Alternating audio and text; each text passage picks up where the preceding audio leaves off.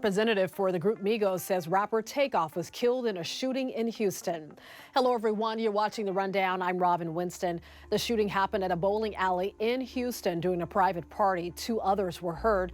The rap group's representative, who was not authorized to speak publicly, confirmed to the Associated Press that Takeoff, whose real name was Karsnick Kari Ball, died. The Migos are known for hits like Bad and Bougie and Walk It, Talk It. A health emergency is in effect in Orange County as another dangerous virus spreads across Southern California. It's called RSV, and it's causing a record number of child hospitalizations. The infections are also leading to a staggering number of daily emergency room visits in Orange County. Health officials warn when RSV is mixed with COVID-19 and the flu, the conditions would become even more dangerous for young children. And unlike COVID and the flu, there's no vaccine against RSV. Parents are being urged to seek medical attention immediately if their child is showing warning signs like having trouble breathing or showing signs of dehydration. President Biden is calling on oil companies to lower their prices. The president pointed to record profits for some of the biggest oil companies. He called the profits a windfall of war due to supply issues caused by the war in Ukraine. It's time for these companies to stop war profiteering, meet their responsibilities to this country, and give the American people a break and still do very well. The president threatened to pursue higher taxes on oil companies if they do not try to lower gas prices, but that could run into opposition in Congress. All right, you still have a chance to win a huge Powerball jackpot. No ticket matched all 6 numbers for Monday night's $1 billion drawing, so Wednesday night's jackpot surges to at least $1.2 billion. That is a lot of money. So someone is still a little lucky because the ticket sold at 777 Market on La Brea Avenue in Mid-City did match 5 of 6 numbers. That's pretty good. It was 1 Powerball number short of the $1 billion jackpot, but the ticket is still worth $790,000. A nice chunk of change. It's a brand new month. Let's check in with meteorologist David Bigger to see how the forecast is shaping up for our first week of November. Hi there, Robin. As we go through the next couple of days, we have a couple of changes coming our way. First of all, going into Wednesday, we do have a chance of rain. It's mainly during the early morning hours on Wednesday while most people are sleeping.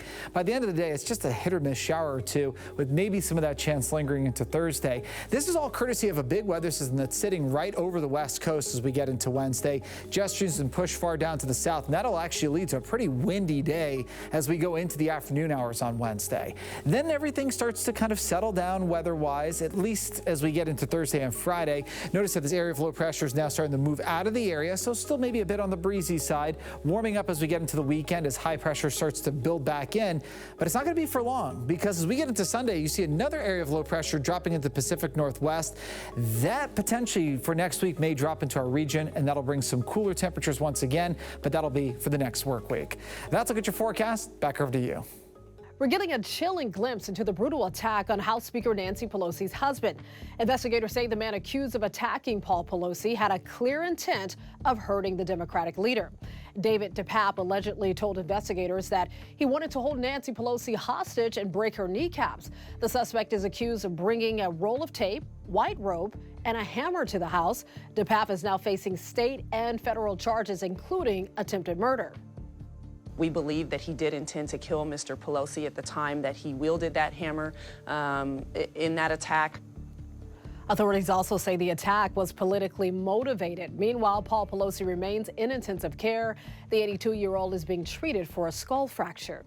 We see street takeovers happen weekly, and some of them have been deadly. Now, activists and lawmakers say they are taking steps to prevent more tragedies.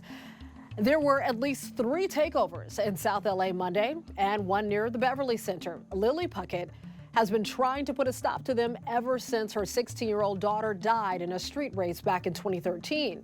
She says she's impressed with the law enforcement efforts to crack down so far, but she also recognizes it will take time. It's like you're telling the firemen to turn off the fire, a huge fire in a forest, to just, turn it off and, in one day. It's not going to happen like that. Lily Puckett says she's encouraged about a new law just passed in California, making it a felony when a driver kills someone during a street race or takeover. A high school basketball practice takes a scary turn when players and coaches are attacked by a group of possible gang members. This happened in Lancaster, and now the LA County Sheriff's Department is investigating. Videos on social media captured the wild confrontation at Eastside High School last Tuesday. Practice was disrupted by adult and teen intruders believed to be from local gangs. The assault was a focus of a community meeting Monday night. While cameras were not allowed at the meeting, parents tell us they heard from a basketball coach who was beaten while shielding his players. He could have actually been killed. You know, you having 15, 20 people stomping on your head, stomping your body, and you're willing to take that so these kids didn't have to. The gates were hopped over and they were broken into the gym to assault our kids, and that's just unacceptable. Investigators say they are working with victims' statements and videos to find those responsible for the attack. It may not be a World Series ring, but Dodgers third baseman Justin Turner is celebrating a big honor. Turner is the recipient of the Roberto Clemente Award given to players for their work in the community. Turner, who's the third member of the Dodgers to win the award, accepted the honor Monday night in Philadelphia.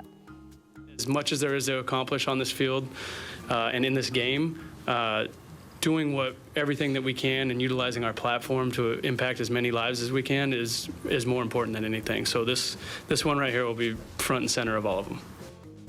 Turner follows in the footsteps of past Dodgers to receive the Roberto Clemente Award, Steve Garvey and Clayton Kershaw. Taylor Swift is making music history yet again. The anti-hero singer has claimed every single top 10 spot on Billboard's Hot 100 chart all at once. Billboard says no other artist has ever held all 10 spots at the same time. This is one of the most historic records in the 64-year history of the Billboard Hot 100 Songs chart. So that means Swift has surpassed Drake, who got 9 singles in the top 10, and that was back in September of 2021. Swift reacted to the news on Twitter saying, quote, "I'm in shambles. She's so talented." Your jack-o'-lanterns don't have to end up in a landfill. We have some tips on what you can do with your pumpkin after Halloween. So instead of throwing pumpkins into the trash, consider composting pumpkins in a garden. And if you don't have a garden, you can also try donating them to community gardens for composting. You can even donate pumpkins to a farm or zoo where it can serve as a nice little tasty meal for the animals. Heidi Klum is getting a lot of attention for a Halloween costume many are calling a little strange. Look at this. That's her right there, dressed as a worm. Klum says that her costume took more than 10 hours to complete. She also says it's one of her favorites because it's so big and just so weird. As for how she came up with the idea, she says that she was just trying to think outside of the box. Well, I think she nailed it. That's a great costume. Mariah Carey has officially declared it's time for the Christmas season. It's time! Are you sure? I feel like it's too soon. It's too soon. It's not just Mariah. Her hit song, All I Want for Christmas, has already made its way back to the iTunes US Top 100 charts. Yes, it's that time of the year. A man with a passion for performing just crossed off a major bucket list item. So the man you see in the blue security uniform at a recent Tennessee Vols game is Michael Gallion. So at first, the crowd is a little confused as to why he's just standing right there in front of the dance team, but then the beat drops.